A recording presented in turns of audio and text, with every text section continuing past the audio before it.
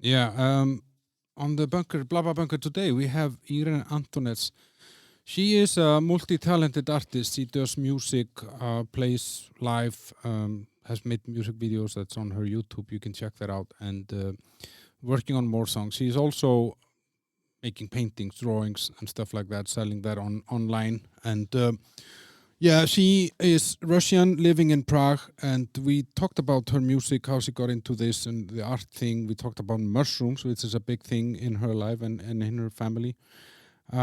She sings in 7 different languages, so we talked a little bit about that. She's a Cossack, which is very related to the Vikings, so we talked about the similarities there, very, very interesting things, and I think we are probably related, me and her.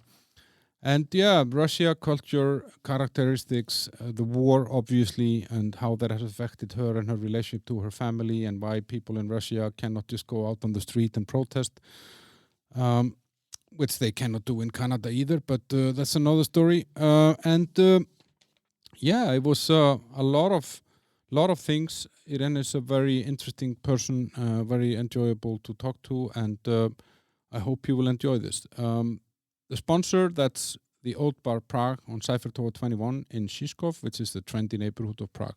And you can also order for delivery at home on Wolt, Bolt, and Dame Jedlo. These are the 3 kind of delivery apps that send food to your door, kind of like Uber Eats. Uber Eats used to be here, but they gave up on the market. And yeah, but it's a perfect place. You get these healthy steel-cut oatmeals with different toppings, everything made in-house, and great flavor combos, peanut butter and banana, dark chocolate, and then there's one with strawberry, cheese cream, and salted caramel. And then there's a savory one, which is like beetroot, goat cheese, and olive oil and stuff. It's not like oatmeal like you know it from your granny, like gray and boring with watery taste and stuff like that. It's the real thing. And then they have skyr, which is an Icelandic dairy product that has the highest protein per gram or per kilo or per 100 grams, whatever. And it's a great protein source, low in fat. A lot of fitness people use it, and strong men in Iceland like Thor, he even has his own skyr brand. And the Old Bar is the only place in Prague where you can get this skyr. It's made specifically for the place in a organic dairy farm outside of the city. And it's the same thing, different toppings on top of your skyr, and great stuff. Good coffee. It's not a big place, so don't expect to have necessarily being able to walk in and get a seat, but you can always take away, and there are nice parks around, and so it's more of a takeaway place than a sit-in restaurant. Check out the Old Bar. You can find them also on social media and on Google. Enjoy.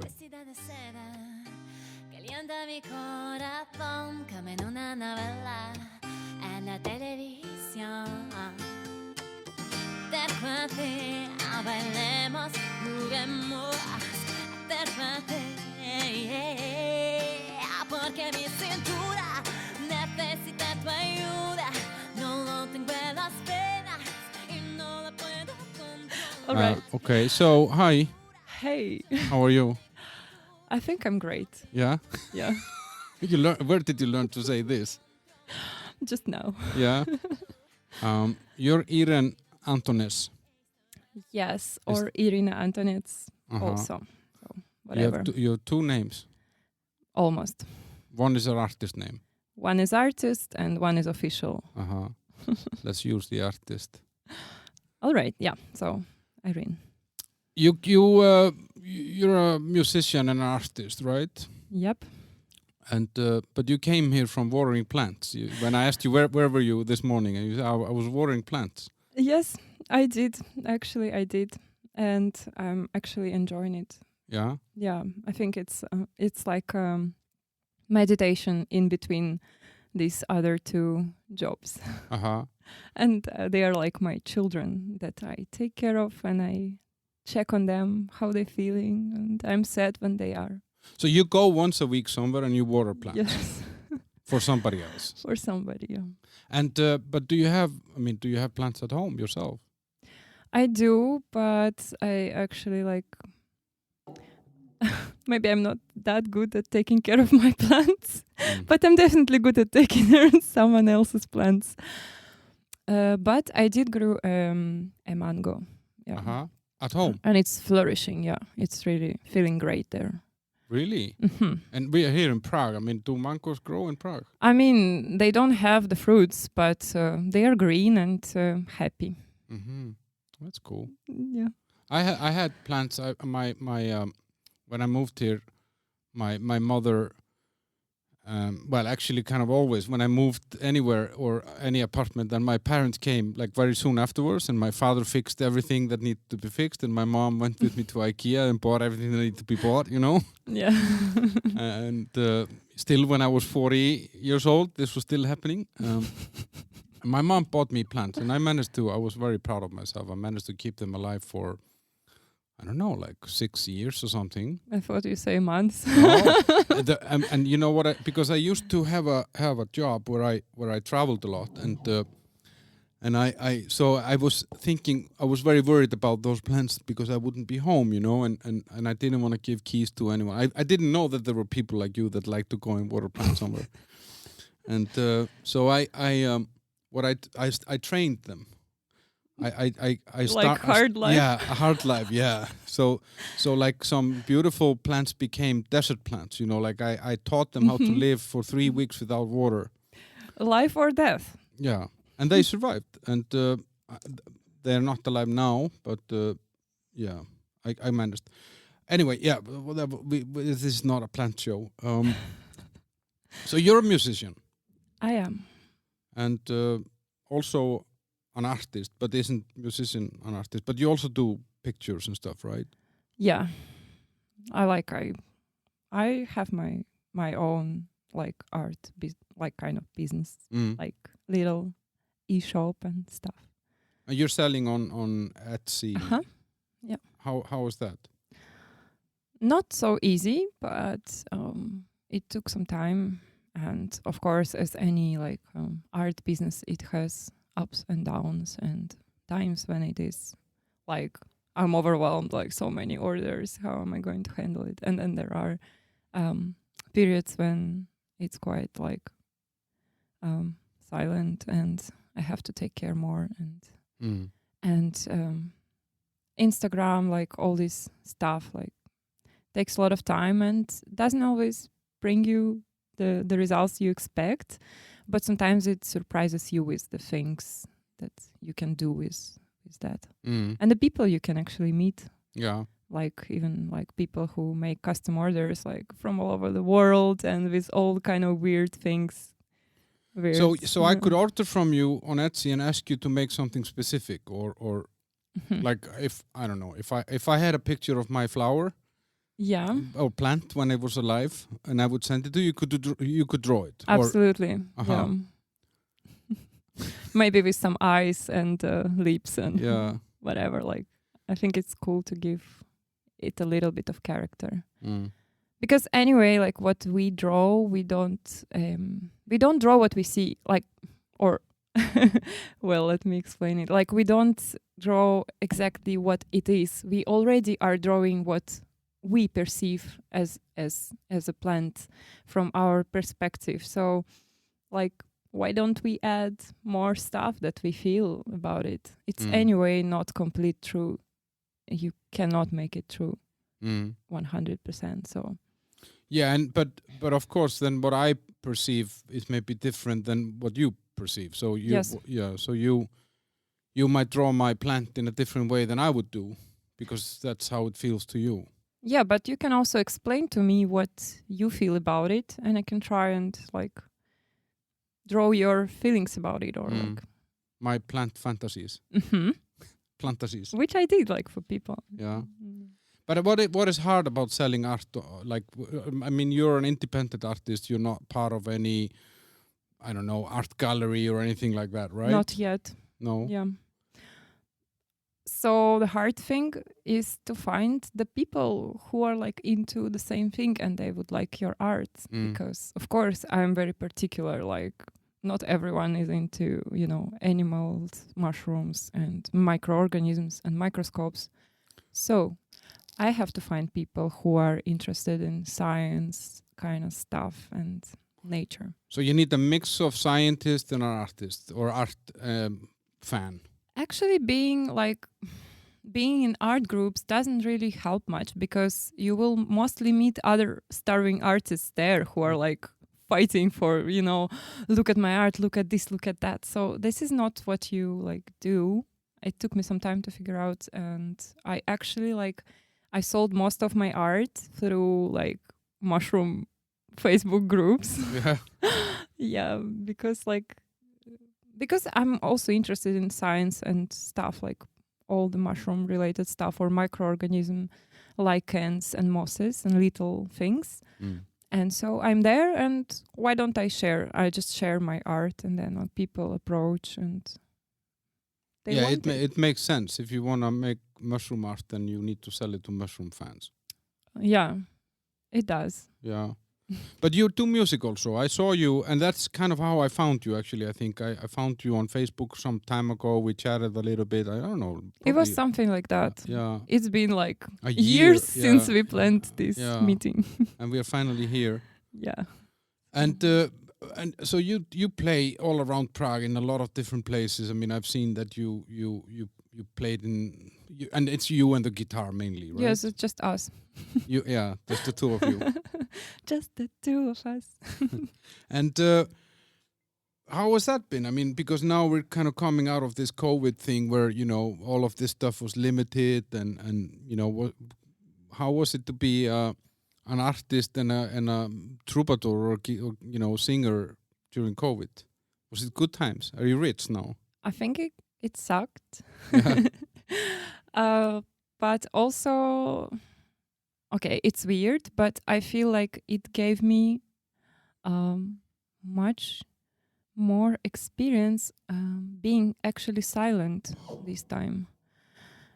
So it's been like a year or so that I couldn't perform, and for some weird reason I didn't want even to touch guitar. Like I had some apathy, because at that time also it seemed that this will never end, and I just didn't feel connection with the viewers. Of course, I did some live streams and I did these things, and people supported, or sometimes no. Like sometimes I could just sing with, I don't know, a few other people who were my friends, who are like, I'm like invited, and it would feel like awkward, and I would cry after that, because I thought like no one needs art or music anymore. It's like, life will never be the same.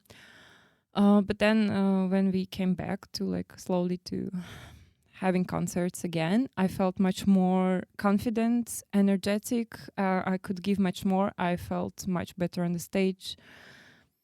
Have no idea how it happened, but maybe this break was good for me, and I focused a lot on art during that time and developed more like art sites, like selling art site, which was also like, I'm sure it was like everything was destiny. Mm-hmm. But it makes sense, like in some way, that you just listening to you now, like when like, let's say the possibility of expressing your music art is limited, you kind of switch off those things because you don't necessarily need them, and you don't know when you will need them again, because as you said, maybe it will never end, maybe this is a new reality. But at the same time, as you're saying, it then switches on some other way of expressing yourself and getting into the art more, like the let's say the drawings and the paintings and these things. And because in situations like this, we probably look more inwards than we do, really. Yeah. Mm-hmm. And also another interesting thing was that I had this period of feeling guilty for not making any music.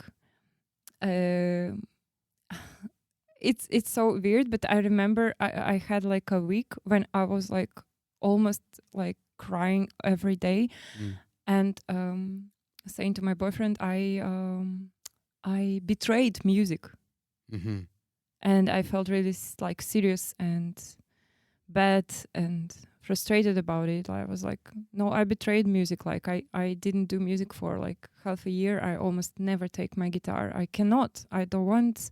I feel apathy. I feel just frustrated, and this feeling of guilt before something that like is very abstract, but it was like this. But yeah, I don't know even how to process this experience. But I think also, like I remember, especially in the beginning of COVID, which I thought about this. Like I thought, oh, okay, now bands cannot go out on tour, like, and they cannot perform for live audience. But and then my immediate thought was like, yeah, they're all gonna be in the studio and they're gonna come out with some amazing albums. But they are equally, musicians get demotivated like the rest of us, Like I thought, oh, okay, this means that I will never travel again, or I will never, whatever, Yeah. The same with you. Why would you make new music if there may be never anyone to listen to it? Yeah, like no one needs it. But what they say is like for an art person or for a musician, it's like you don't have to care about who listens or not to your music.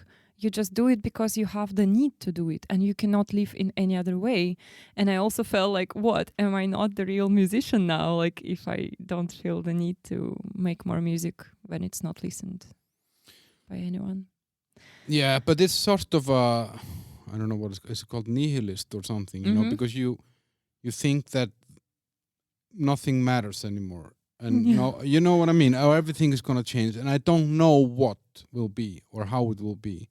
So I think you're a real musician. I don't think that I think a lot of people went through this. Yeah, I think it's like we are humans. Like what we are not robots, and there were many more like frustrating things at the time, which of course influence you. Just your psychological state. So it's not only about music, like, all these things going on, like you cannot go out, you feel restricted, you feel pressured. They took away everything that makes us human. Yeah, like you feel like you have to do what they say. Yeah, and I felt like, if I would treat my dog this way, I would be called a bad dog owner. If I would limit him from sniffing other dogs, limit him from going out when he wants and having fun and enjoying and then they would call me, yeah, he's bad, he's not nice to his dog. And that's how we treated humans for 2 years. Not everywhere, but in most of the Western world, Yeah, you could never think it would happen, but everything can happen, and yeah. You are Russian. And that's not easy right now. Not easy, yep. How?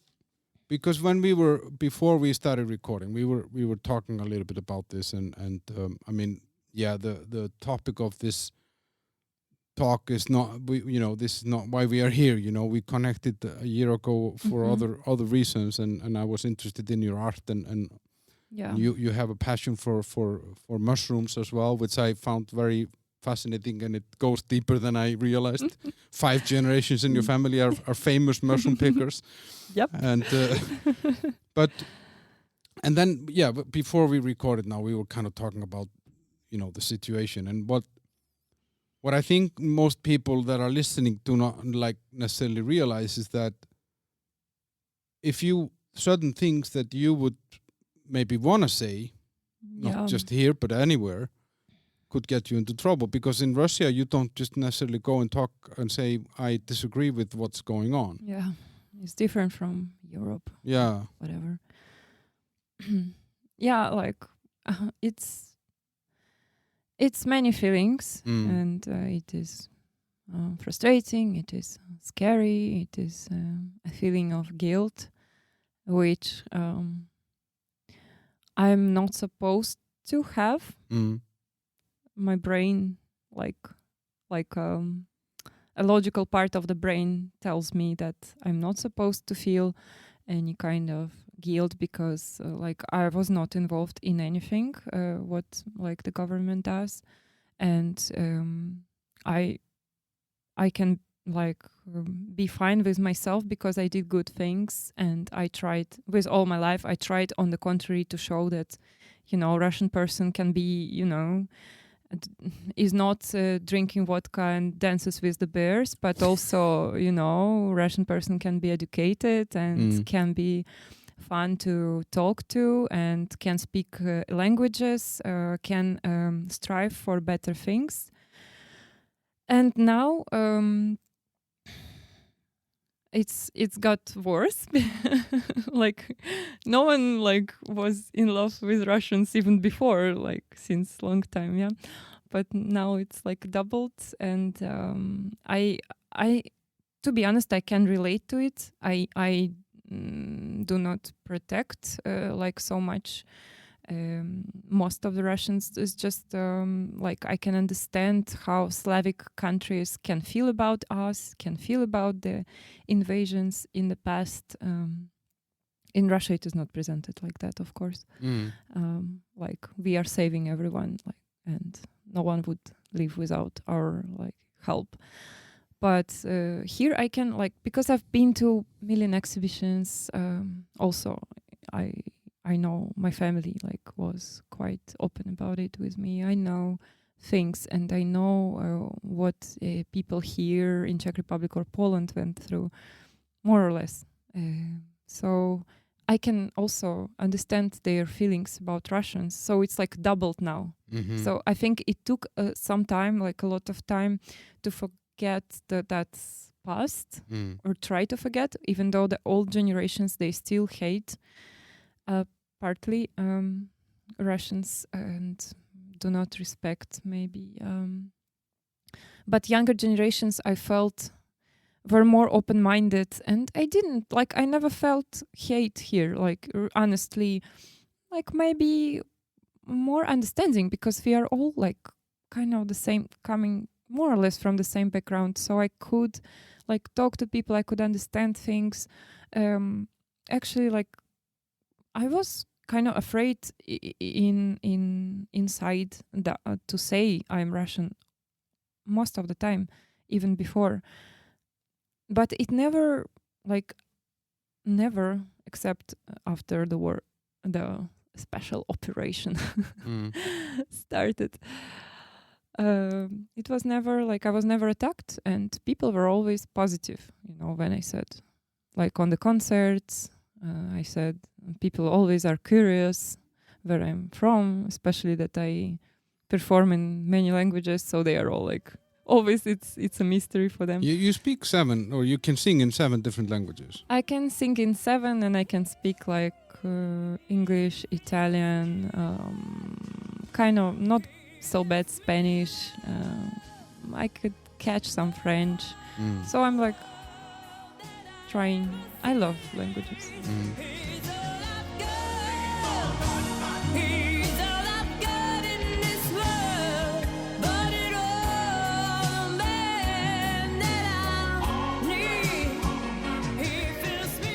But on the, I mean, we were kind of talking maybe more about the, the situation and how it affects you personally later on. But what I find interesting, first of all, with the Russophobia that I have experienced here in the Czech Republic. I've been living here for 13 years, and for me, it's I do understand that Russia or the Soviet Union sent tanks here in 1968 when the Czechs believed that they were going to get their freedom. And but what they seem to have forgotten is that they voted the communist government in 1948 or whenever it was, that they voted their own government that wanted to be part of the Soviet Union. And when you ask a Czech person about this, they said, yeah, but they were all the other options were bad. They were fascist, or they were whatever, all the other political parties. So the Communist Party was the best party, and they voted them. So it's not like the country was invaded and taken over. So they chose to be part of the Soviet Union, and being part of the Soviet Union also meant that you had to be part of it when the Soviet Union wanted to keep the stuff together, So for me, you asked to be a member of the club, and now you're angry when the club is doing what the club does. Yeah, I feel what you say, but okay, I don't consider myself perfectly educated, and I don't think I know much. No, but I think nothing happens in a vacuum. But I also like I feel like from what I know is that like even if they had any other options, but I'm sure they were like influenced, maybe threatened, or anything, something like that. Like I don't know. My intuition just tells me that it was supposed to be like that. Like they were pressured, or something like that. That they had no other choice. Like something like this. But it's not like if we turn the coin, because like I'm on the Western team. That's because I'm born in Iceland. My country is in NATO, and I'm automatically on the Western team. Mm-hmm. And I'm very happy to be born in a free country where I can say what I want to do. I can buy everything I want. And, I am old enough to remember when we were learning about, that people in Russia cannot listen to, I don't know, U2 or whatever, Yes. And, but on the other hand, I also have seen from the Western side, when anyone wants to be different than what the Western Empire, NATO and European Union and America, what they want. When anyone behaves a little bit wrong, or maybe chooses the wrong government, they are punished, either economically or invaded. Mm-hmm. So it's an interesting thing. And we were talking here before that, like, people are saying, oh, the Russian public should do something about this. But if people go out on the streets in Russia to protest, they're going to get into trouble, right? Well, yes, of course. Like it makes it really hard. We just live in different worlds. And I believe that you cannot really judge. You cannot say, like with internet now, everyone believes that he's an expert or she's an expert in the politics, which is like, even like I do not consider myself an expert for sure, but I lived in Russia and I can say things. I can make my conclusions because I've been there and I spent some time of my life there. So yes, I have a right to make some conclusions. I know from inside. At least more than I do. I mean, you have a more relation to it. Yeah, or any other person who at least lived for a few years. I consider that person maybe can start making some conclusions. And yes, it's completely different here. Like I can go to protest, which I do, and I feel safe. I know I come back home. I continue my life. My family will be safe. I'm safe. Everything is okay, and I can protest when I want more. And it's different when I go home, let's say. Yeah, like I don't know if I would go protest. I don't think I would, because I love my family in Russia. Yeah, because I am not supporting what's happening, of course, and as any person with healthy brain, I think. Yeah, I mean, nobody wants to have a war. Yes, except the people who make weapons. Absolutely. So and want to sell them more. Yeah. But I love my mother. I love my family. Like, why would I do that? Because after that, it might be the last time I go to protest. It might be last day of my happy life. Yeah, so, because you could be arrested for it. Yeah. Sorry, I cannot afford this. I want to live my life. I want my family to be happy. So why would I? So again, it's a choice. And I really respect people who are brave and they go, but then they most of the time they will be forgotten. They will just end up in prison or whatever. Maybe get killed even, or yes, or maybe their like family will be checked or whatever, threatened. Like it's a risky decision, and each person chooses for himself or for herself, but you cannot blame this person because it's a personal choice. And we must always think first about our family and the safety of ourselves and our family, and the food for our children and all that. That's human. That's how we work, Yeah. So from Europe, of course, it's you can try and say, okay, you are Russians, like, why don't you just go out and protest? But doesn't work like it's that. Different life. It like come live there and make your conclusions, and then we talk. But the interesting thing, though, is that for me, COVID was a totalitarian trial. You know, like it was some sort of experiment of how far can we push people and how much can we control them and how much with fear. You know, like it's all about making you fear. You're afraid of dying or you're afraid of killing your grandma. I mean, we probably all killed some grannies by going to a birthday somewhere with a flu when we were kids, and we gave it to someone who gave it to someone who gave it to someone. It ended up with some granny, 7 connections away, and she maybe died. Yeah, she maybe had a cancer, and this was what pushed her over the brink or something. But now we kind of made everyone consequentially responsible for other people, and also we made people responsible for people who have treated their bodies really badly. They smoke, drink, use drugs. They're obese. They, you know what I mean. Yeah, I mean, there are things much more dangerous, scary and dangerous. And the interesting thing, because people are talking about this protest, that the people of Russia should be protesting and so on, and then when people hear what you are saying, that it could risk the life of that family, it could risk the future of that family, it could even risk the life of the person who's protesting, blah blah. Just 3 months ago, there was a protest in Canada against mandatory vaccinations, and there were truck drivers, peaceful truck drivers, that stopped their cars on the road and said, we don't want to be told what to put in our body. My body, my choice. And the prime minister or president or whatever fuck he is, I think he's the prime minister, his name is Trudeau, he froze their bank accounts. He froze the bank accounts of the people who were supporting them and donating money to them. He asked the American government to do the same. He put the police on them. He put the military. There's a video of a horse tramping on a woman who's protesting. No, they didn't shoot anyone. The protesters were peaceful. And because he's on the right team, he's on the West team. Yeah. And he's doing it for the benefit because of COVID is so dangerous. No one calls him a dictator. Well, I would call him a dictator, but nobody would call him a tyrant or a dictator. I would do that. He's the worst leader I think I've ever seen in the Western world in history. But then the same thing happens in Russia, and then they are dictators. You know what I mean? It's such a double standard.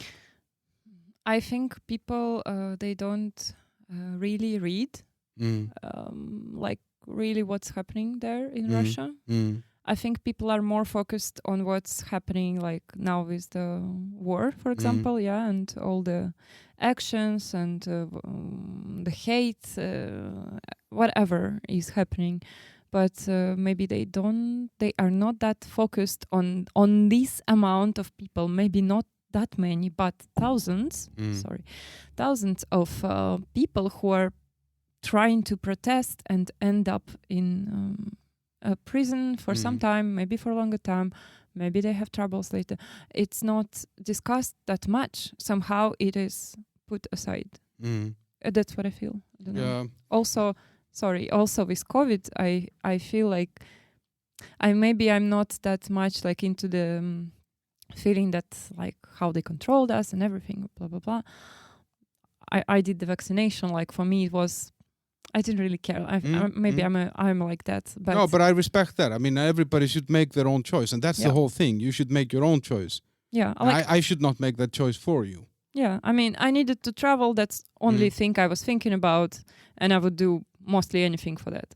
So basically, that was it. I needed to travel also to visit my family, whatever. Like I will vaccinate if they want so much. But the strange thing for me was this. Very sharp change when everyone was talking about COVID, and just as after 24th of February, there is no more even a word about it. I just feel awkward. It is not possible. It was everything we were talking about every day for 2 years or 3 years. I already forgot.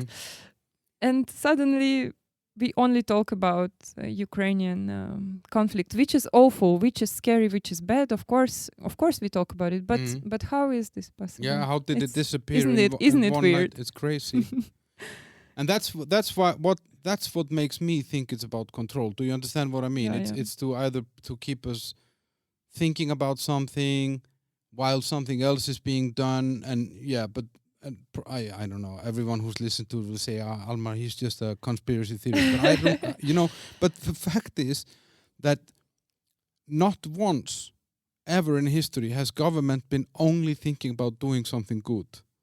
They think first about money, first about businesses, first about the people that put them in charge. They don't, they're not thinking about the artist in Karlin in Prague who hasn't been able to make money off her concerts. They because you don't put the prime minister into his office. Nope. And if you did, then that would be great. I'm just a little microbe. Yeah. Taking care of my little songs and. Yeah, but you told me there was an interesting thing, which I think kind of connects you. I think we might be related. Mm-hmm. You're Cossack. Yeah, that is like half of my roots coming from Ukraine, from Poltava like area. I know that my grandfather was born there and grandfather lived there. So like Antonets actually is completely Ukrainian like surname, and for a long time I was almost like, I think I was alone in my city with that surname. And I have a big city. Nizhny Novgorod is a big one. But then if you go to Ukraine, you will meet a lot of Antonets everywhere. So that must. I'm sorry. I wanted to talk about the Cossacks, but this you're half Ukrainian, kind of. Or basically, maybe not half. Like I don't know exactly, of course. But let's say, like from my father's side, they were coming from there, and then to Kaunas, and then to Lithuania, and then already to Nizhny Novgorod. Yeah, it's hard to combine to collect all the information with, like, my father was not so responsive in that way, like maybe, but he also maybe doesn't remember much. But what I could know, but that must be, I mean, but isn't that also a little bit what this whole region is about? It is hard to separate those people, like, because you have, for example, in Latvia, you have a lot of Russians, in Lithuania, a lot of Russians. We're all mixed. Yeah, and then you have Ukrainians in Russia and Russians in Ukraine. It's really like a tribe. And there is no Russian person. There is no Russian person. There is no Ukrainian person, because we've been all under Mongol invasion for centuries. There is no clean blood anymore. It's scientifically proved. Like you cannot, like, what you say, I'm Russian. It's just like you say, I'm from there. But who is in your blood? God knows. Yeah. It's so mixed. I know what's in my blood, because you analyzed. I did this DNA test and it was horrible. I'm 80% English. You were so disappointed. Yeah, because and the theory was always, like, in Iceland, the joke, because the people that went to Iceland came from Norway, and actually that connects to the Cossacks, but so the people, they came from Norway physically, but of course these people came from somewhere else before, like they didn't just, I don't know, grow out of the ground like a fungus in Norway. They came somehow, and the joke was always that they stopped in England. Took all the beautiful women to Iceland with them, and that's why the women in England are maybe not as beautiful, and the women in Iceland are beautiful. I mean, so this is a joke, and but apparently, when I did this DNA test, which I was very happy to do, I was hoping to see something like some exotic, like a little bit of Spanish or something, in me, because I have dark hair, and a dark beard, and then no, I'm English, And I would never have guessed it somehow. Anyway, so the Vikings go to Iceland. Yeah.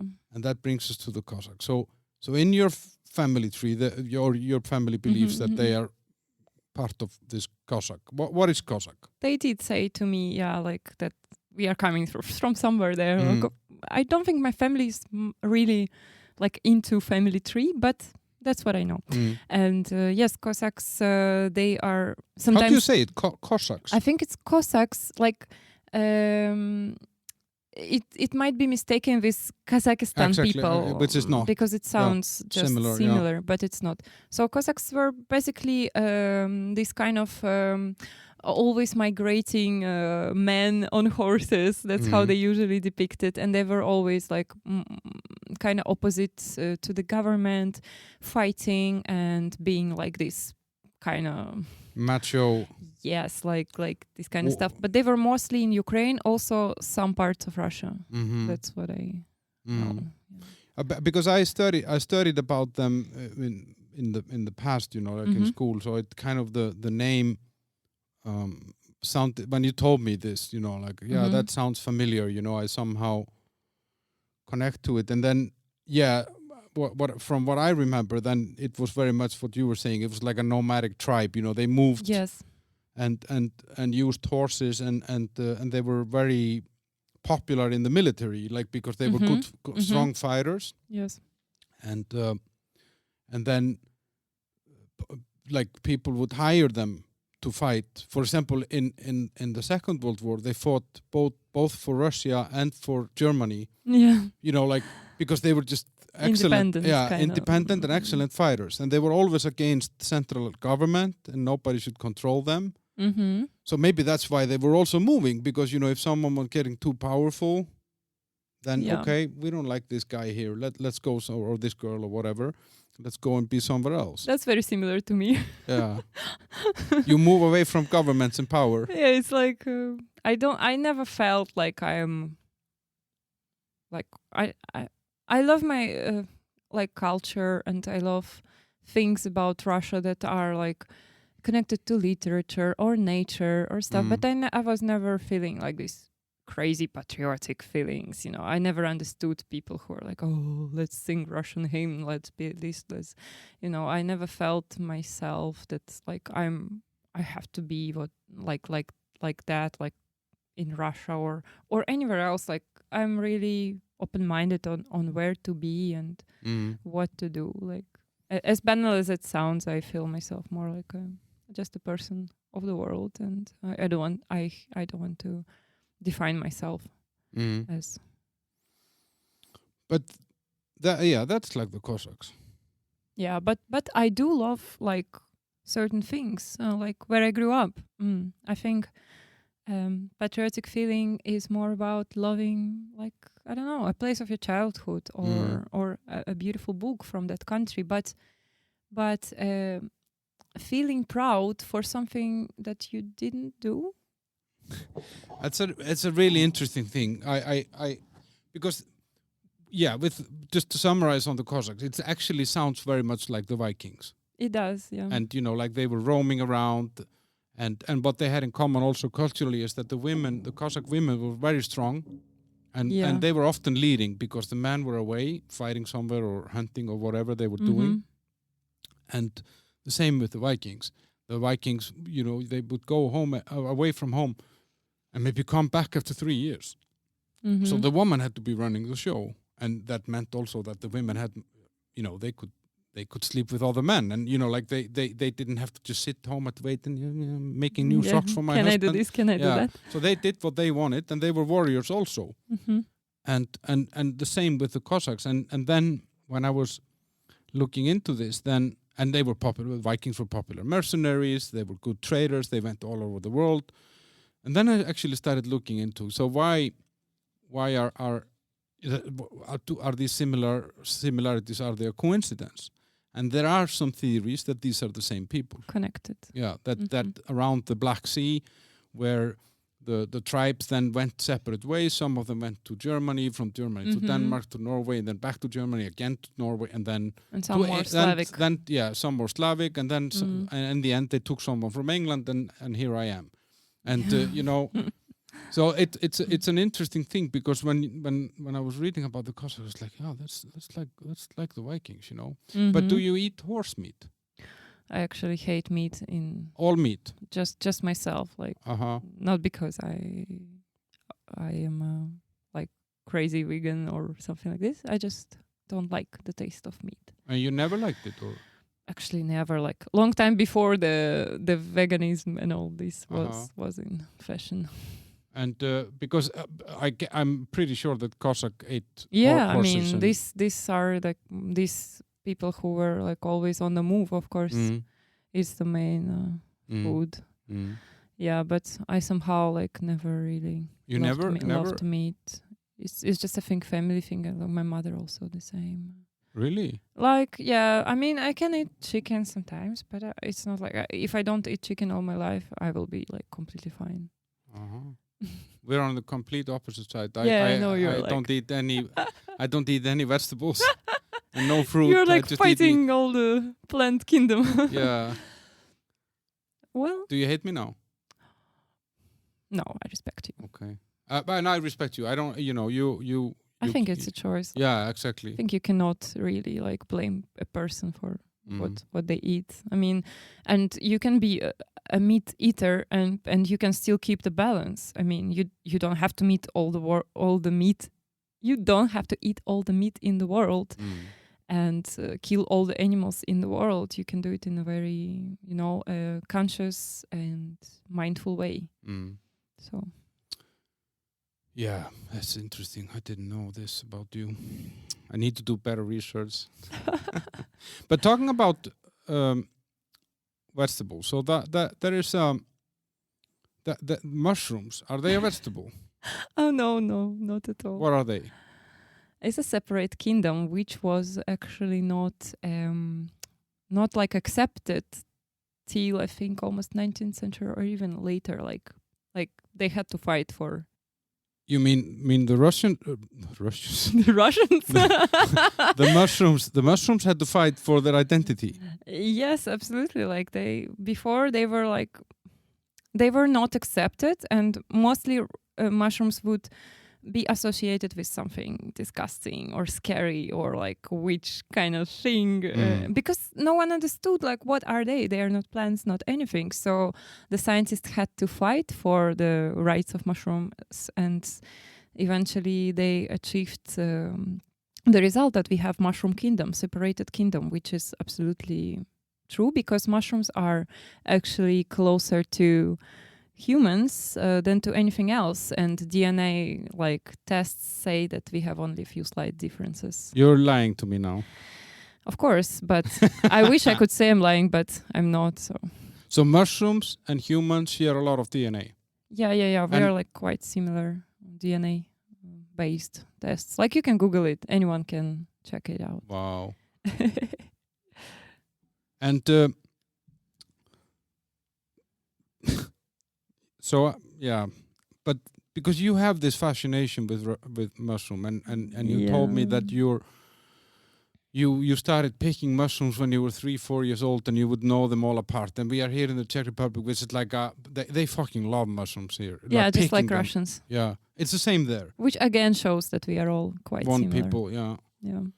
Yeah. I had it like from really early age, and it was just like such a normal thing, such a pleasure that we would always go with the family to pick up mushrooms. And I think I was like only starting to walk properly, but I already was helping my parents to, pick up the mushrooms, and I was good.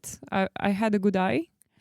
And this is that something you say in the mushroom business? Oh, she has a good eye, or he has great fingers, or he covers a lot of area. Are there like some, like industry lingo on this mushroom picking?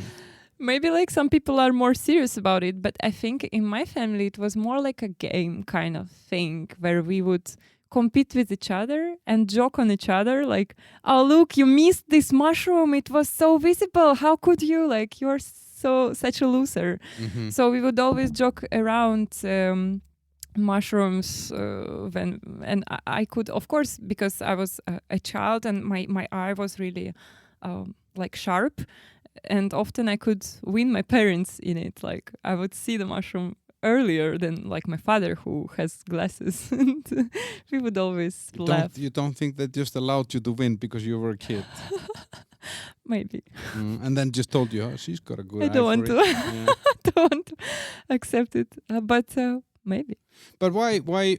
So, but you eat those mushrooms. I mean, because I'm from Iceland. We have berries. We have blueberries and blackberries that grow like wild in the nature. So when I was a kid, I would go with my parents, and we would pick Us berries too. and Yeah. eat them with skyr or something. Mm-hmm. If you want to have skyr with blueberries, guys, then go to the Oat Bar in Žižkov, Cypher 21 in Prague, and they have skyr and blueberries and a lot of other berries. All right. And but like, why is this like? Is because this seems to be like a regional thing, and I think you told me there are like 4 or 5 generations in your family that are kind of known mushroom pickers. Yes, so it's really interesting. My grandfather, who I actually like, I don't know much my grandparents because I was a late child. So my mother was 40 when she gave birth to me. So I was really late child. That's why I'm so smart and beautiful. That's very unusual in this region. I mean, like Mm-hmm.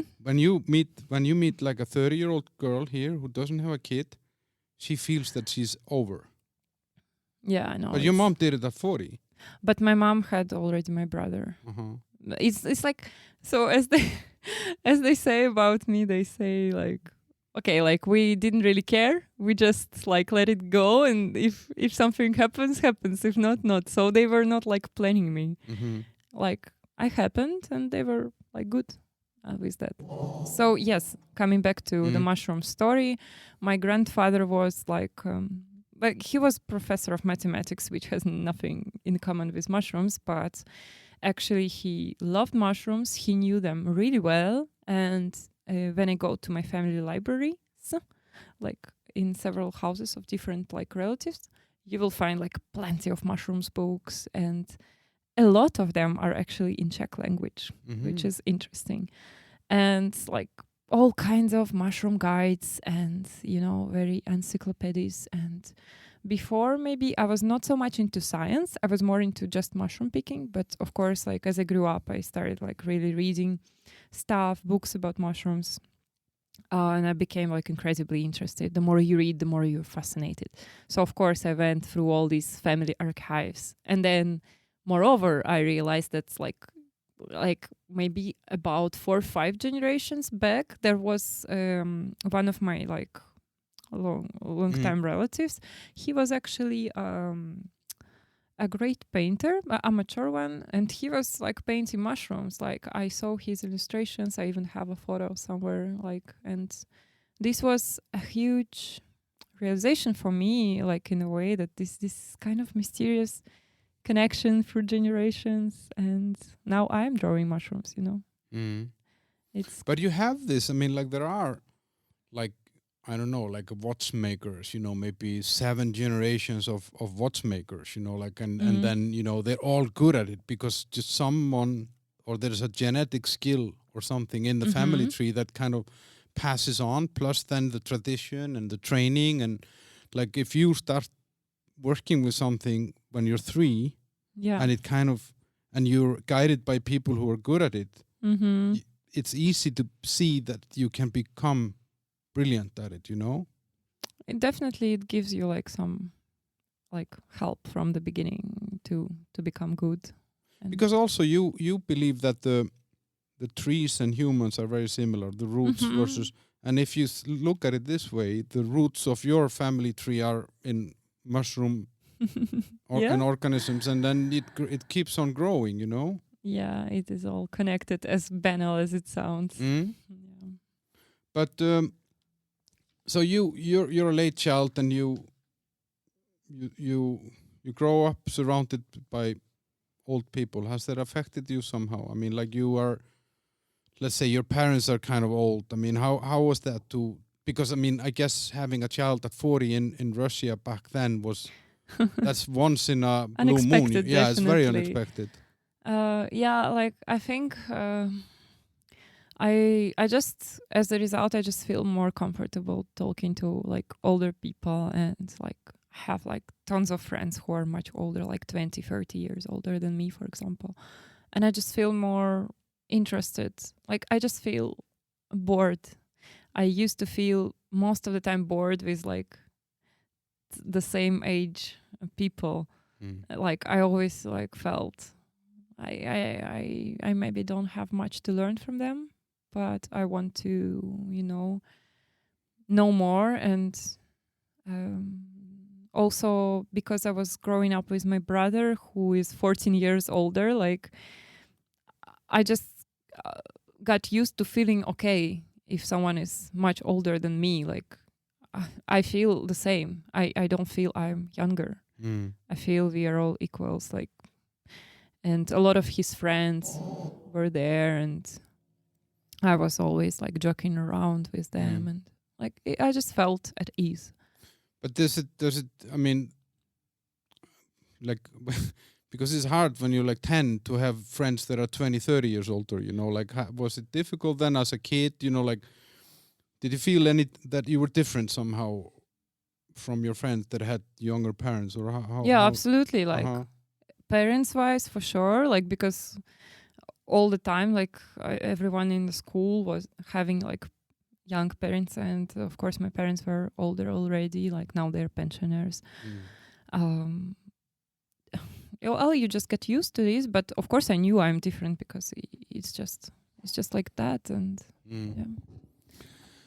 A little bit more on the mushrooms, though. I mean, what about mushrooms as a drug, like from medical purpose? Is that part of that whole thing? Or? I mean, it is definitely a part, but very late kind of part, because like, okay, so definitely coming from Russia, you know, all the prejudice, like you cannot talk about marijuana or any kind of things, and I'm not talking about psychedelics. It's like no.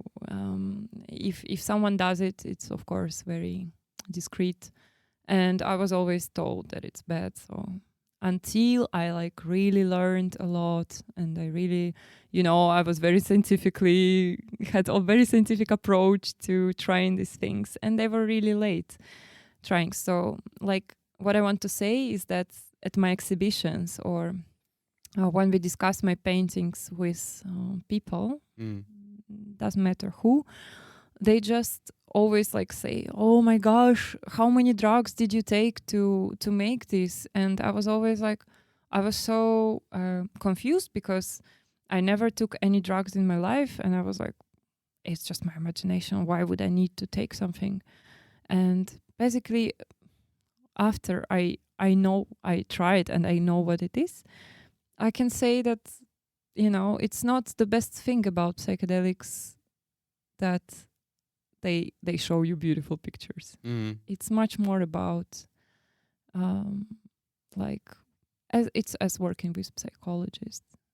It's a healing power. It's a healing. It's many different things. It's you talking to yourself honestly, without prejudice, without everything that you were accumulating all your life, all the stupid things, they just fall out, and you are who you are with them. It's a cleansing in a way. Yeah. It's like a shower for the soul, something like that. But it's much less about beautiful images. Like I think I have much better images in my head without psychedelics.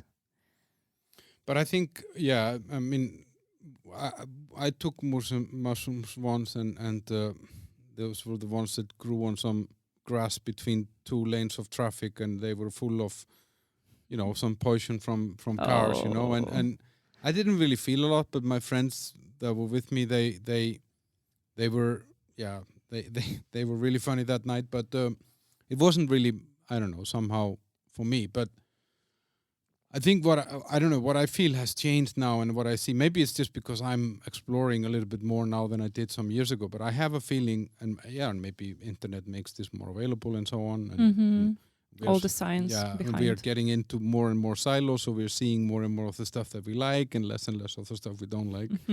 And mushrooms is one of those things that has kind of come into my universe in a way that I see a lot of talks about it in alternative medicine and stuff like that. And it's so fascinating that, we have lived through, millions of years or hundreds of thousands of years as humans, and we've used these remedies, like we've used all these things. And they are much older than us. Yeah. That's like, for me, this is a fascinating thing. And I think that we have so much to learn from them. And I believe that they have in them as any, so if when you meet a wiser, older person, you learn from this person, and it's just the same with a plant or a fungus. Like fungus was one of the first things that appeared on the planet. It's like, I think it's 1 billion years ago, and us, we are just 200,000-300,000 years. We're like nothing. We are like nothing compared to mushrooms. And if they don't look like us or don't behave like us, it doesn't mean that we are smarter. We are just so caught up in this anthropocentric feeling that we judge everything from the point of view of human, and if you are not like us, then you're lower and you're small and whatever. Your ways of living are different. So you're go. Yeah, but I like this. The reason why I'm smiling, I can see that you're getting a little bit worried about my smile. I actually like this because I'm like mushroom protector. I am, like if we talk about intelligent life, that's entirely a creation of humans. Absolutely. We created that concept. So, when and then when people talk, and especially when you talk about life in other planets or other galaxies or something like that, people are saying, no, that's not But what we automatically do is that we start thinking that life has to be like us. Similar. Which is very stupid because we created that definition. And so there might be a stone now on the moon listening to this. Yeah. And thinking, oh, Jesus, these two guys, they're so fucking stupid. I hope they finish soon. Yeah, it's too long. And it's an interesting thing because we are always viewing the world through glasses that we created ourselves, and we defined everything. We created all the theories. Yeah. And we think the world is based just on these. On us. Yeah. Or around that. Yeah. Because like everything that mushrooms do, it's just so different. It looks so different. But think of that they survived cold, hot, whatever conditions. They survived radiation, whatever. Yeah, ice ages and Yeah, they live in all kinds of conditions. Isn't it smart? Like if we go like in a very hot or very cold, we're like, oh. And they're like, they don't give a fuck about what. You didn't want to say fuck. They don't give a fuck about how cold it is somewhere. Yeah, like they're just, they know their ways, they're smart, they're silent. And they do their things under the ground, and they like create their own, kingdom. They exchange things with the trees and with the plants, and they have their system where they give and they receive. And they are smart because they know that helping others can help yourself. And we have never learned this, even though we consider ourselves as like such high, on such a higher step of evolution.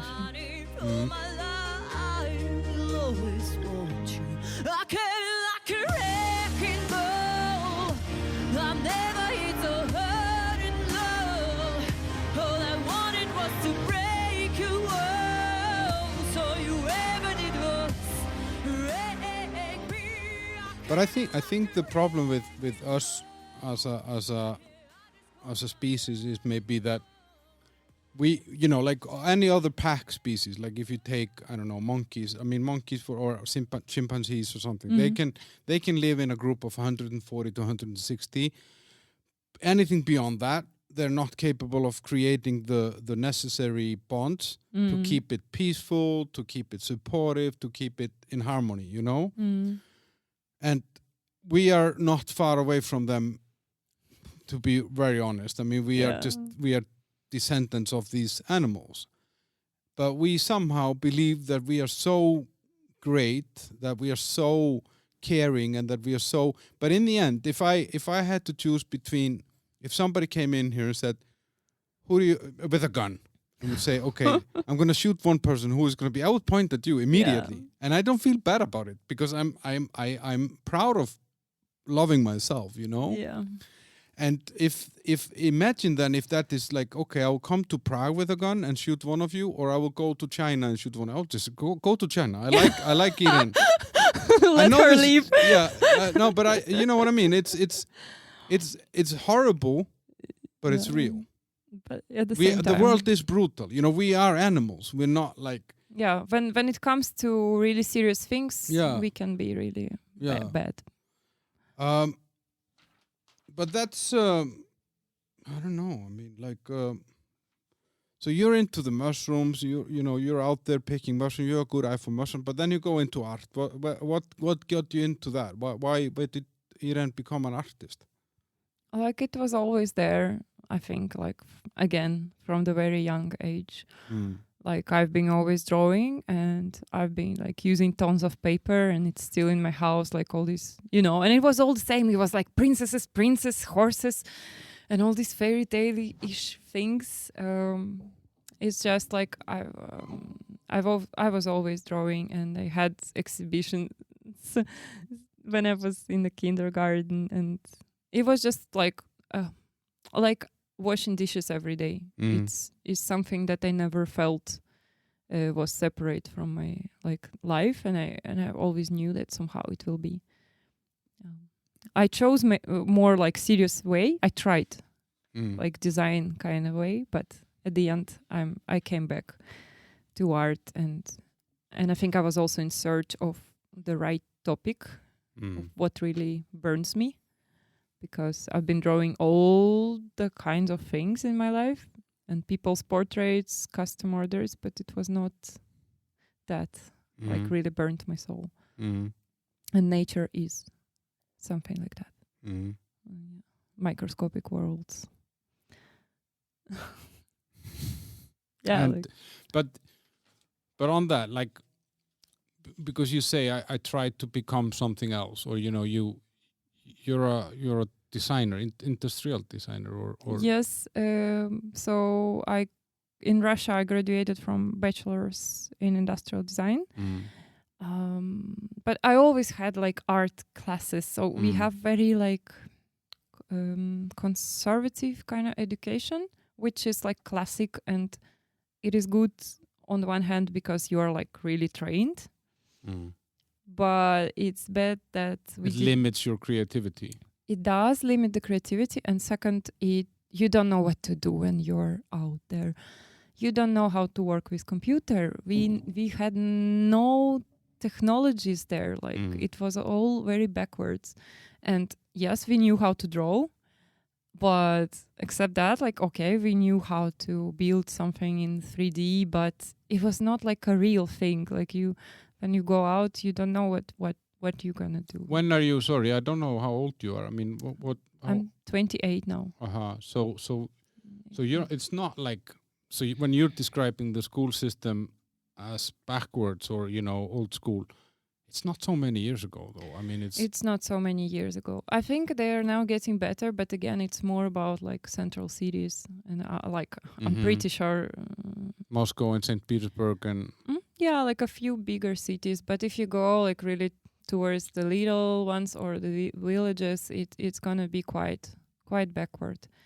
Like very classic system, and very much about the grades, and less about what you're gonna do with your life and who you are, and more about competition. But when you wanted to be an artist, would that be something that as a girl in Russia, is that easy? I mean, is it easy to be an artist in Russia, like a female artist? And no, I don't.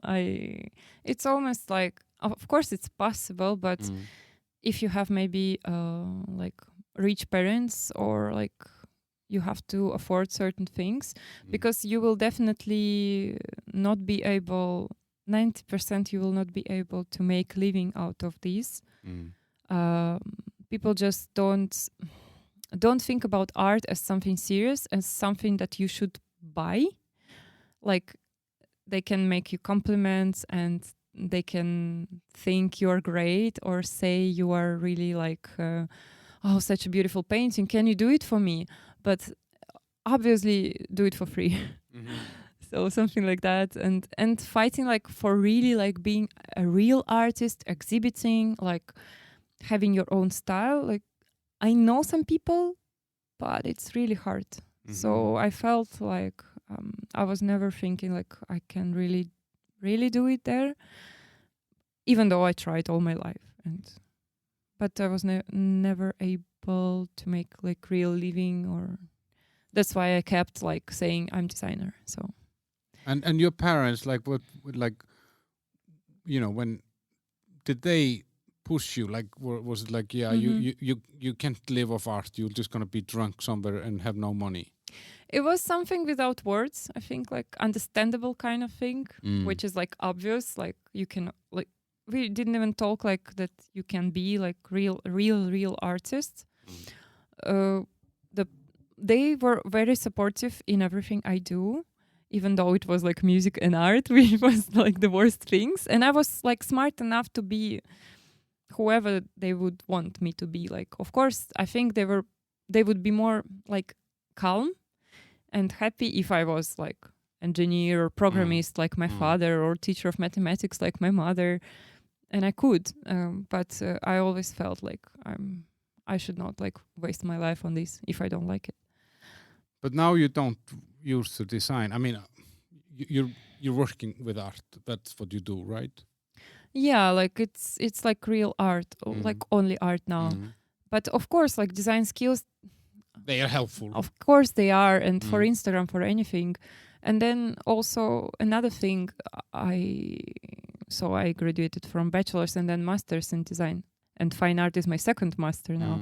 So like my group leader at Future Design Masters, he used to say like that there is no more separation between art, design, whatever there is. Interesting thing that he used to say that in our time you have to be everything, and a little bit of doctor, a little bit of scientist, a little bit of whoever. So I think it's all like really connected, and I do not regret these years. No. But you told me that you're a perfectionist. Isn't it hard to be an artist and a perfectionist? Because, art is never complete. It's never finished. Yeah, it's like the hardest thing. Yeah. Where does that come from, this perfectionism? I mean, what do you think causes such in general, I think it's a very cultural kind of thing that comes from this like education in Russia, and that we don't really like focus on like being happy with what you do or being true, but more on what you have achieved, like official achievements and competition with the others, and somehow you always compare to the others, and like and having your opinion is not always the best thing. Like you have to say the right things, this kind of stuff. Like even in the school, like it's not always respected that, for example, you write the essay and your essay like is opposite to what you're supposed to like write, if you know what I mean. That you have, what do you mean? Like, do you like there? I remember that, for example, in literature, I loved literature classes, for example, and but you're supposed to say certain things at the end. So you write your essay about certain hero in a certain book, and you say it's better to say how it is, because then you have more questions and you're like, strange, why would you think differently? Yeah. This kind of stuff. It's not good to stand out. Yeah, or you can stand out, but it's going to be a hard way, and maybe it's not going to be a successful way. So yeah, but so you don't wanna bring up topics that create difficult questions in a way. Yeah, but I also I think I was born in a good time, because it was when we were more open, and it was not so strict. But you could still feel it in some aspects. But I know in USSR it was like no thing. It was much, much worse. So I was born in 1994. So I didn't really I really loved my school, and I had such a good time there. I was active. I was this and that. But also with a huge feeling of responsibility and guilt and all these things that comes from just, I think, Russian education. But do you think, because I often was talking to a friend of mine that has lived in Russia and Ukraine for the last, I don't know, like almost 20 years or something, and he's like, he said that there's more competition between females than males. Like, do you think that has an effect on this perfectionism, that like being a woman? Because he said that after the war there was more women than men in the population. Like there was 52% women and 48% men or something. So that tilted the balance in a way that the women had to be more, became more competitive amongst them, each other. I don't know, is this something that... I would say like I really experienced that, but like somehow I think without words it was somehow between the lines that men are always smarter and they are always like, they have better skills just because they are already men. So I think that was like kind of thing that you could feel somehow. Of course, no one said these exact words. Yeah, but you could feel it. Another thing I never like really thought, I was never such a good friend with girls. Of course, I had my girlfriends like with who I still keep communicating and who I love, but there were not so many, and for me it was easier to talk to guys, really. Why is that? Because I feel like that women, as you say, maybe like it's not like this competition, but they are more difficult. You know, there are many things that can be easy, and guys are like that are like not. You don't have to make them difficult, you know. Just these little things, and girls are more like, you know, comparing and thinking about each other and all these things. And I was always bored when it started. So I was like, for me, it would be easier to talk to guys because they're like fun and they don't care about this, you know. Yeah, there are maybe I don't know. I mean, I get along very well with women. I mean, I've always had a lot of female friends, and I've never had any. But I can see often between women some dynamics that I can't relate to. And if I think, how is it with my guy friends? Would we have such a situation? And usually the answer is no. I had someone here talking. We were talking about this hierarchy, because you know, if you're in a group of friends, then there is always some hierarchy. Someone is maybe the leader, someone is the joker, someone is the organizer. You know what I mean? And everybody has a role. Kind of. And I feel that with men, that's very often easily found out. That it takes 5 minutes to understand who has what role in the group. You know. And I feel it's often more complicated with women. Yeah, I think just women naturally like to complicate things. It's not like against women or something. They're amazing women. Yeah. I mean, without them, there would be nothing. It's just looking from outside. I think it's like that. I think just there are many things that can be much simpler. Yeah, so, wow. Mushrooms, Cossacks, old people, Russia, school, such a artist. soup. It's a bit of a soup. So you moved away. I guess, like now, if we just think about it, I mean, if you would not have moved away, if you were now in Russia, what would you be? You know, like, wouldn't it be difficult? Absolutely, with what I want to do, like music and art. It's just too hard, and the kind of music and art that I do is also like, it's not what people are interested. If you do like a golden beautiful portrait which is more beautiful than you are, and then yes, maybe you are a cool artist. But if you know, draw mushrooms and botanical illustrations, maybe like just do it, but don't come to us and don't ask for money. And with music, it's like really, really hard. I always loved like English and whatever, other languages and kinds of music. But you really have to find the right people and the right place where you can sing it. And I always sang. Like I've almost never sang any Russian songs. I did, but really rarely. And I just didn't find them interesting. or inspiring.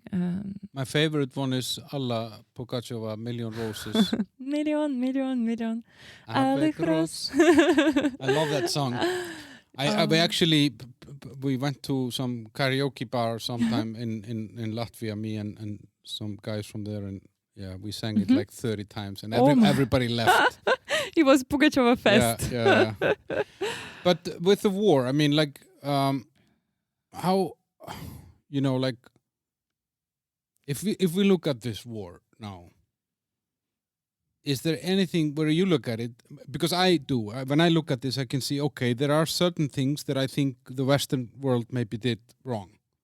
Like in the past, we have maybe, you know, like, yeah. In 1962, Soviet Union sent some missiles to Cuba, and America threatened them with nuclear war because they said, you're too close to us. Then Joe Biden said in 1999, we will have troubles with Russia if we put weapons into the Baltic countries, if we put them into Poland, if we put them into Ukraine. So what did we do? We did exactly that. So we are always making Russia smaller and smaller, and we blame Russia for everything. And when we blame them for Trump, we blame them for Hillary Clinton, whatever. I mean, I was very surprised that COVID was not blamed on Russia, that we blamed that on China instead. And America always needs to have an enemy. They need it. The economy needs to have an enemy. They cannot live without an enemy. I mean, if you look at it, I know it's hard for you to talk about this because, I mean, of the personal investment that you have in this, you know, it's your family is there. But if you look at it, like, did this come as a complete surprise that this would happen?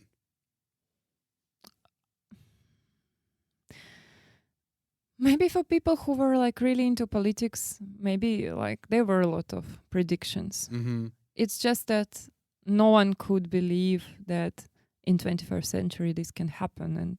But why not? Why not in 21st century like in the 20th century? What has changed?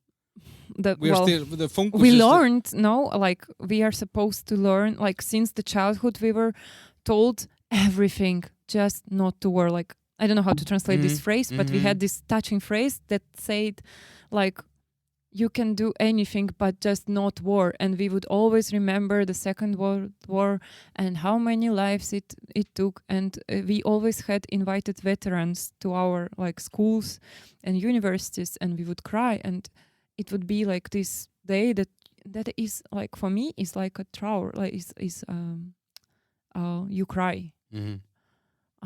Russia lost 20 million people or something in the Second World War. It's just awful. Yeah, like each family, literally each one can call a relative that was dead, that was invalid, like whatever happened. But like everyone was touched. So it was like, if you're a healthy person, how can you want it? No, you cannot. And especially it was just less than a century ago that this happened. And I think everyone thought that everyone learned something from this war. Like, and we celebrated. But how can you celebrate it when that's what you, okay, they say they had to, but still I just don't understand. But for the past, let's say 7 years, it was like growing, and each time when there was a parade for the celebration of 9th of May, there were more and more like phrases like we can repeat it, this kind of thing, and I always like looked at it, and I couldn't understand. All I wanted in these days to cry for the people who are dead, but the last thing I want is to repeat it. And it was slowly like growing this some nationalism. Yeah. You don't really, like, if you don't look at it, especially, you don't really notice it. But one by one, like each year, there would something happen like this, like that, and somehow we would start thinking about it like this kind of such a that we are so strong and we can do it again. So that's my feeling. And again, like, so there will be another voting, like in a few years. So maybe also that's what you want to do, to keep yourself there.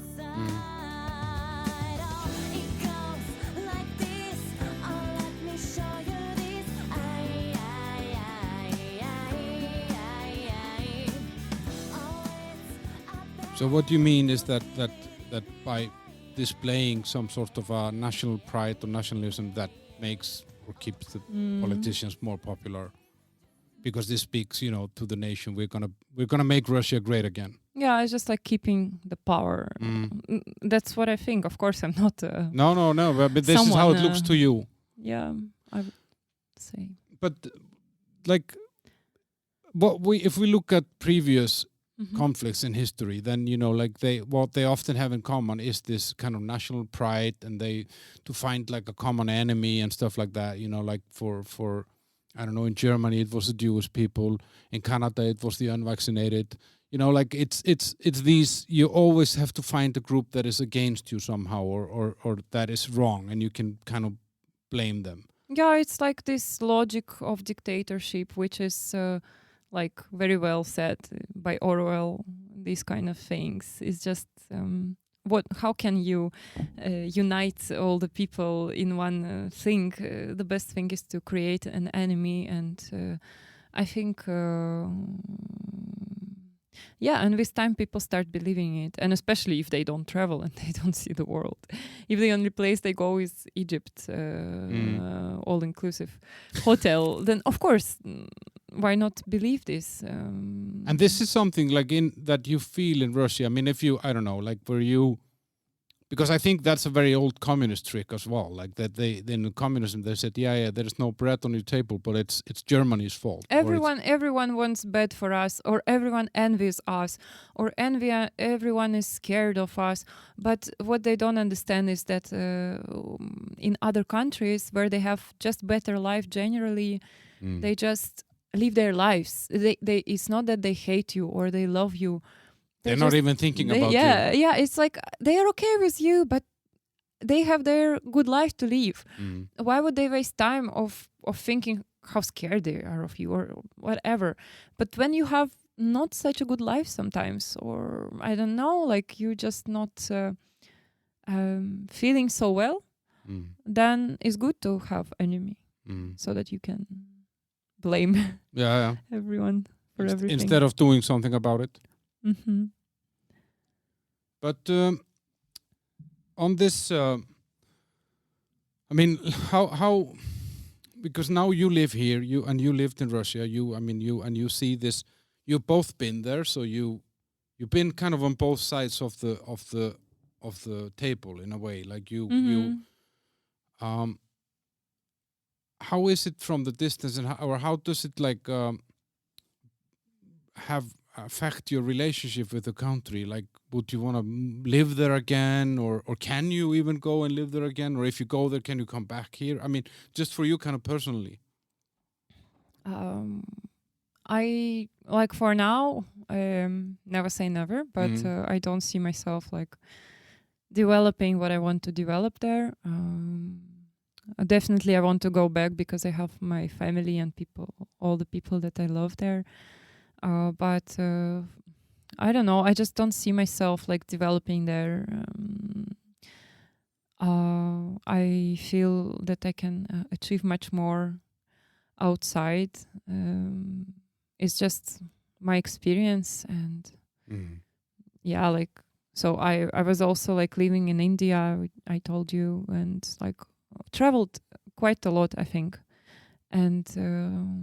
I just learned that the world is much bigger, and Yeah, but it's the same for me. I mean, I don't think I would want to go back to Iceland, for example,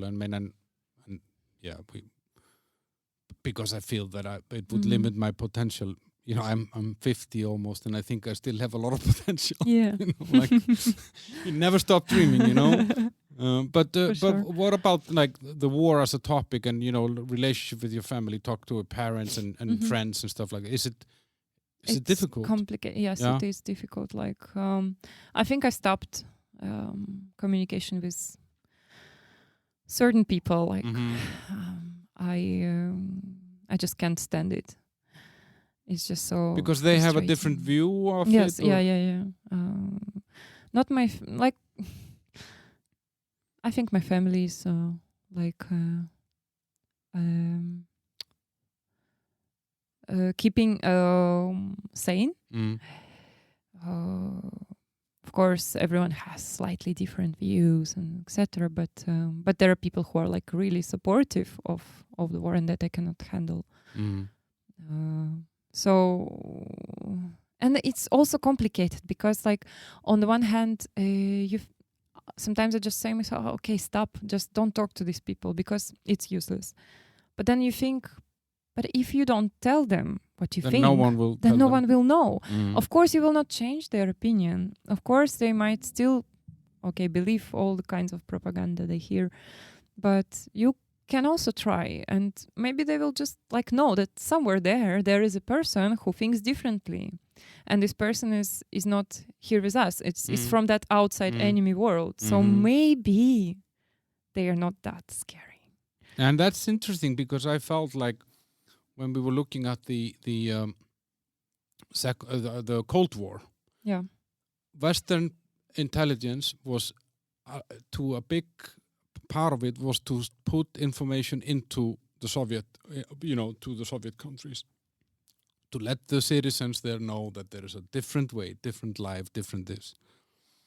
And they were smuggling things in there, there are rumors that they were sending bands and to play music with some hidden message in the lyrics. I mean, and like all these spy movies and all that, this is all about letting the people in the Soviet Union knowing that there is a better life, which makes sense, because the change always kind of has to happen from the inside, you need to convince the people that, guys, you deserve better, it could be better. Now, when this happened, we went totally the opposite way. We don't want them to hear, Spotify is pulling out. Everyone is, and I said, this is the most stupid thing you do. We should actually, rather Spotify should hire open up 1,000 free for Russians so that they can hear different voices, that we can balance the dialogue and balance the discussion. And the same the other way. I want to hear what they're saying in Russia. I don't care if I find it stupid. I still want to hear it. Yeah. And now we put a new Iron Curtain. Yeah, unfortunately. It's crazy. And do you think scary.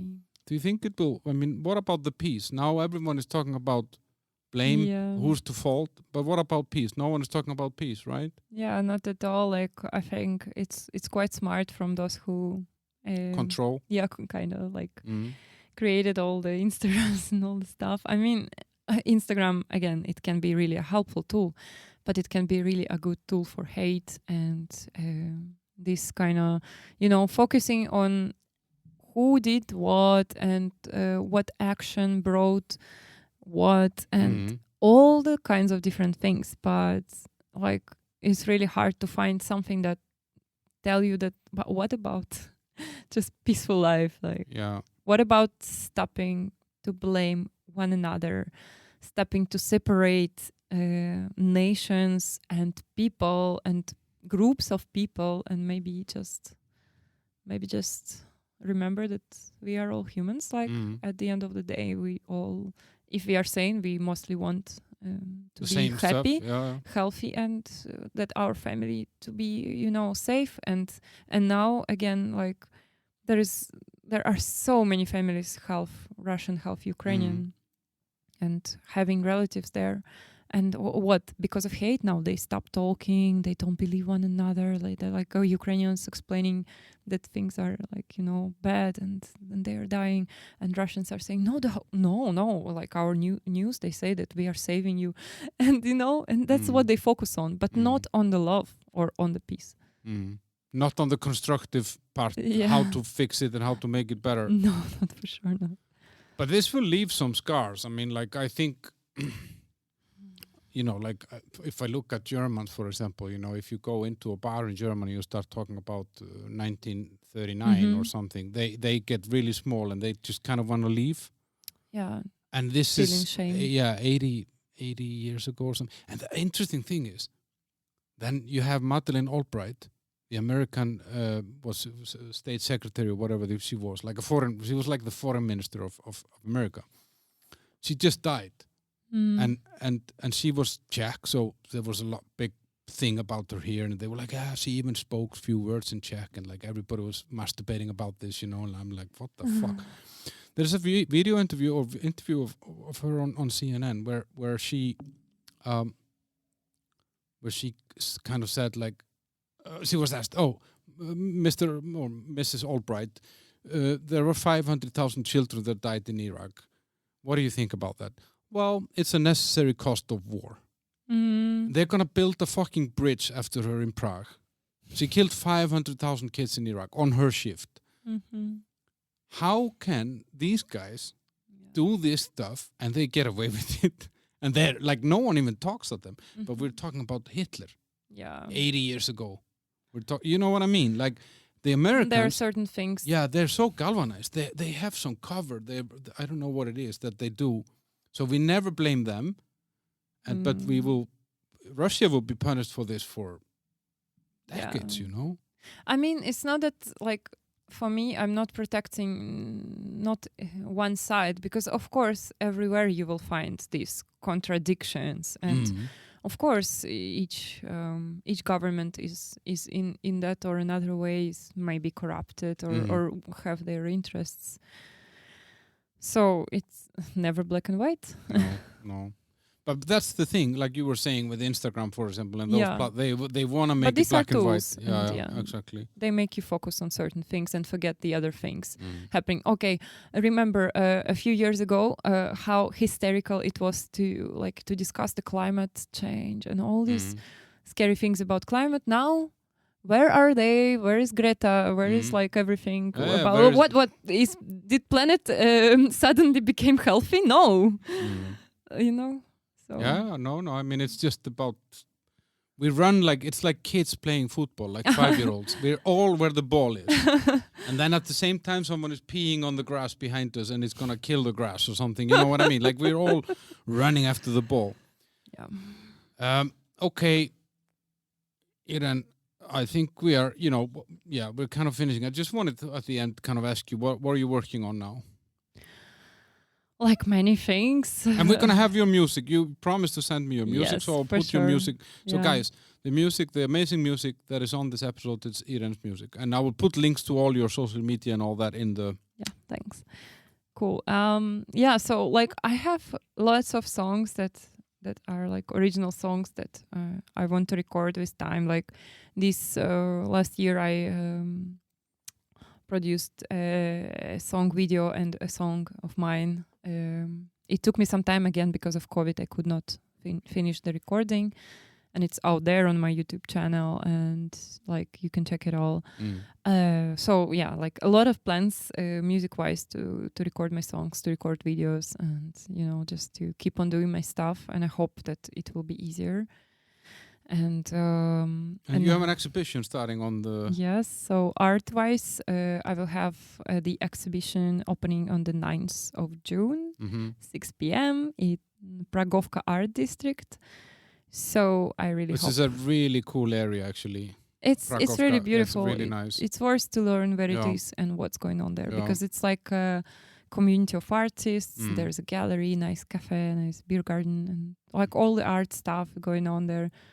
Many people like don't know it because it's far, but it's actually not far. I mean, not it's that like far. Yeah, maybe 5-6 metro stops out of the city center. It's like fine. You can reach it, and it's gonna be a big like exhibition where I will have quite a big body of work, and it's gonna be. Do you have all the work ready now, or are you doing more stuff to show there? I mean, or do you have like at home just this is what I'm gonna show? My studio is actually in Pragovka, so I'm working there, and of course there are never-ending paintings. It's this question of when to finish the painting. It's never. There's no answer. The perfectionist is trying to finish. Oh yeah, it's like killing yourself every day with more and more perfectionist things and doubts. But I think it's gonna be cool. Yeah. Yeah. So I'm looking forward to see everyone there. Yeah. If you're in Prague. Yeah, I will. I think I'm here still. I will go on holiday in July, so I should be here. So I will come and check it out. Great. They have really good coffee there as well. That cafe is super nice, and all the art stuff that is there. I really like it. Also, on the 11th, I will the exhibition will still be open for 4 or 5 days, and on the 11th I will be there doing the workshop called Playing with Scales, which is about working with microscope and escaping this anthropocentric point of view on the world and doing some stuff inspired, microscopic art inspired. I actually think that we should record again together in some weeks or months, and because I want to talk more about the roots of the tree and how that connects to human life and the mushrooms. There is much more to speak there's about. so much stuff in there that is so interesting, but I think it kind of has to get a space of its own, It's the whole topic itself. Yeah, it's a big topic. Anyway, guys, follow the show, share it, listen to it, write me when I'm an asshole and also when I'm nice. And on my YouTube channel, I mean, I have the episodes there, but there's just kind of audio. I don't have a video on them, so it's kind of boring to listen to it or watch it on YouTube, but they are there. But on my YouTube, I also have this new category called Ranting from the Car, where I'm driving around in my car and talking about different topics, where you can check out, why I like living in Prague, why I don't like living in Prague, why I miss Iceland, why I don't miss Iceland, how I've been eating only meat for 4 years and what the fact that has had on me. And different kind of things like this. So my favorite topics. Yes. And maybe there'll be one day a video where I ate a lot of mushrooms or whatever, and with Irina. So Irina, thanks for coming, and have a nice rest of the day. Thank you for having me. Bye. Bye-bye.